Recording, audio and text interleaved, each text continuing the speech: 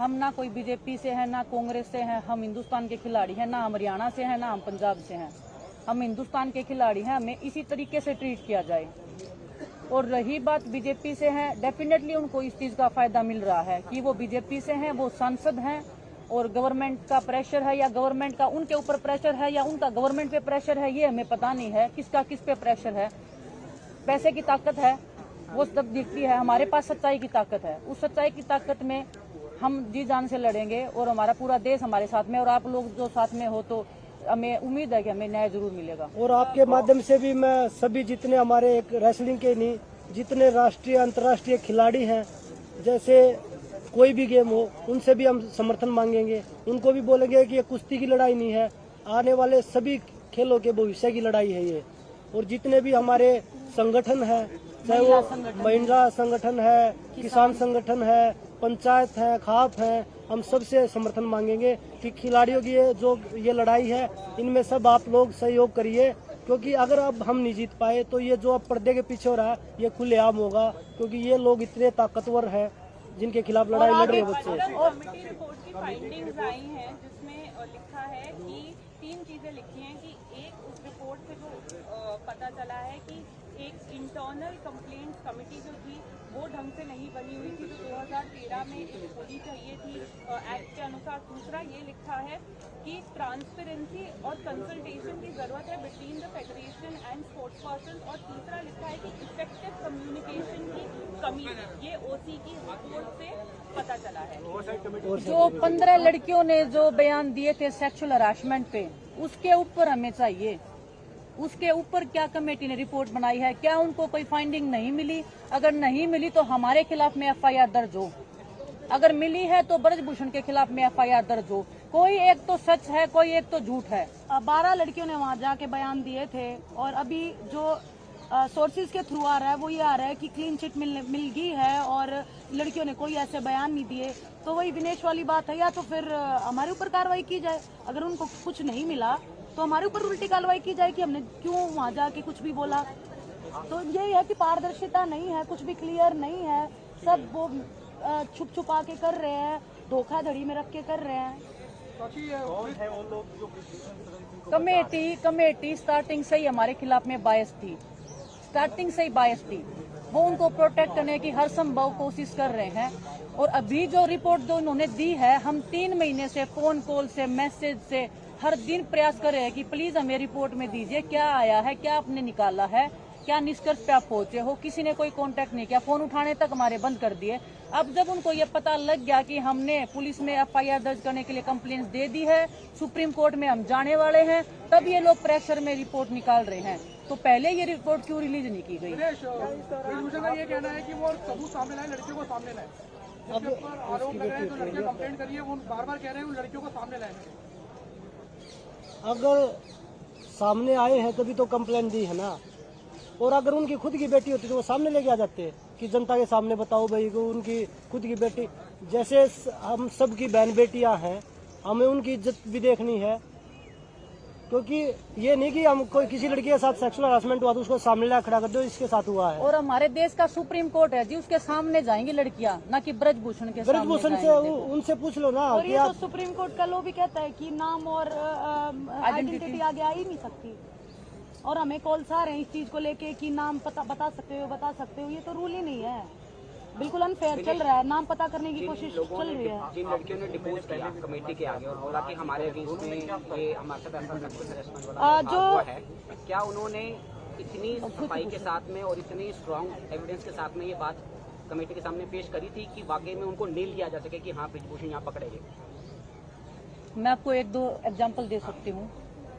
किसी लड़की को बंद कमरे में बुला के उसको पकड़ लेना, जबरदस्ती उसके साथ में कुछ हरकत करने की कोशिश करना। आप मीडिया वाले लोग भी हो, पूरा देश सुन रहा होगा शायद हमको। मैं पूछना चाहती हूँ कि वो क्या है, वो सेक्सुअल हरासमेंट है या वो क्या है? सवाल ये है, पिछली बार जब धरने पे बैठे थे राजनीतिक दलों से आपने मना कर दिया कि कोई मंच पर नहीं आएगा। क्या इस बार कोई ऐसा फैसला लिया गया है कि राजनीतिक दल आ सकते हैं, नेता आ सकते हैं आपके मंच पर? देखो, इसके बारे में बताना चाहूंगी। जो हमारा पहला धरना था वो हमारे कुछ ऐसे लोगों ने हमारा जो माइंड है वो मैनिपुलेट किया कुछ गलत लोगों का हमने मात मान ली, जिससे हमारा पूरा धरना खराब हुआ। हमारी खाप पंचायतें आई, हमारे जो और भी हैं माने जाने वो आए, हमने किसी को नहीं आने दिया कि हमारा जो मंच है वो पॉलिटिकल नहीं है। हम सिर्फ हम उनकी बातों में आके हमने किसी की रिस्पेक्ट नहीं रखी। हमारी गांव से उठ के खाप पंचायत आ रही थी, हमने उनकी रिस्पेक्ट नहीं रखी, सिर्फ उन लोगों की बातों में आकर के हमारा पूरा धरना खराब हो गया। लेकिन अब हम ऐसा नहीं करेंगे। अब हम पूरे कुश्ती जगत हाथ जोड़ के विनती करते हैं कि जितने भी हमारे खाप पंचायत है, बड़े बुजुर्ग हैं, हमारे साथ आओ। जितने भी पॉलिटिकल पार्टीज हैं, खिलाड़ी हैं, पॉलिटिकल पार्टीज कोई यहाँ के अपना झंडा लेके थोड़ी आएंगे कि vote for this, vote for that.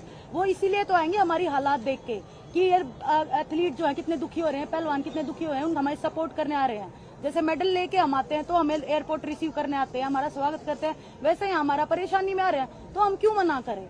हम एक पहलवान पूरे देश का है, जब झंडा लेके भागता है तो पूरे देश के लिए मेडल जीतता है। वो ये नहीं है कि किसी एक पार्टी के लिए जीतता है या किसी एक पर्सन के लिए जीतता है। हम पूरे देश के हैं, तो अभी कोई भी आएगा हम बिल्कुल मना नहीं करेंगे। और पिछली बार जो भी हुआ उसकी हम माफी मांगते हैं, जो भी हमारे बड़े बुजुर्ग सुन रहे हैं।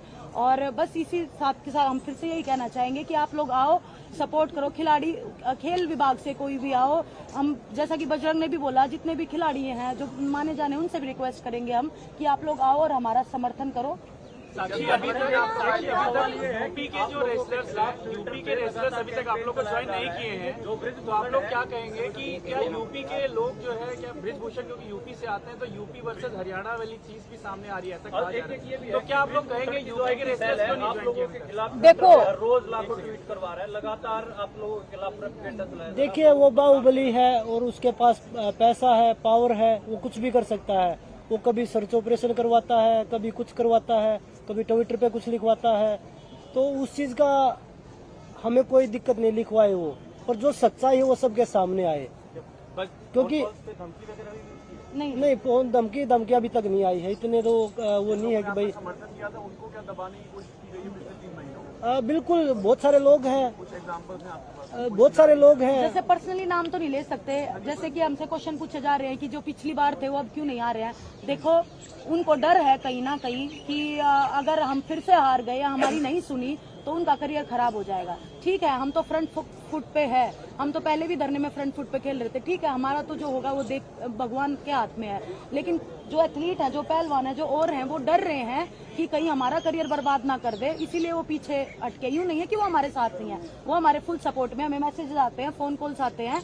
बस यही है कि वो अपना करियर बचाने के लिए थोड़े साइड में आप लोग से ये सवाल जो है अभी ये बहुत जरूरी है कि हरियाणा और यूपी का जो बात अभी मैंने पूछा था उसके बारे में एक बार क्लेरिफिकेशन। हरियाणा और यूपी, हाँ जी मैं बताती हूँ। ब्रजभूषण ने खुद ही रूल बनाया था।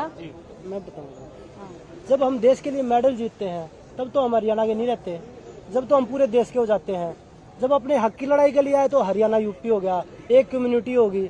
तो ये जो उसकी मानसिकता दिखाती है ना, एक राजनीति जो वो करना चाह रहा है, जो घटिया राजनीति बोलते हैं, छोटी राजनीति, तो वो खेल रहा है, लोगों को डाइवर्ट कर रहा है कि भाई ये तो हरियाणा यूपी के भी तो पहलवान आए हमारे साथ, पूरे देश के पहलवान आए हमारे साथ। और अब सभी आपके माध्यम से, मीडिया के माध्यम से हम सभी खिलाड़ियों से, एक सिर्फ कुश्ती के खिलाड़ी नहीं, सभी खिलाड़ियों से, चाहे वो किसी भी गेम से हो, सभी से कि भाई अगर आप लोग हमारे साथ आएंगे तो हम एक कुश्ती को नहीं, हमारे पूरे खेल जगत को। तो आपके साथ हैं यूपी के रेसलर्स हैं? हाँ, अर्जुन अवार्डी भी हैं यूपी के, और ओलंपियन भी पहलवान हैं। अच्छा, नाम नहीं बताना। जब आप यहाँ बैठी थी तो बबीता फोगाट यहाँ पर आई थी, जो आपके परिवार से ताल्लुक रखती है और भाजपा में से भी जुड़ी हुई है। उन्होंने आप लोगों को आश्वासन दिया था कि वो सरकार का पक्ष लेके आई, उनकी बातचीत लेके। क्या इस बार अगर कोई मध्यस्थता के लिए आता है, क्या आप उसके लिए राजी रहेंगी या डटी रहेंगी यहाँ पर इसी तरीके से?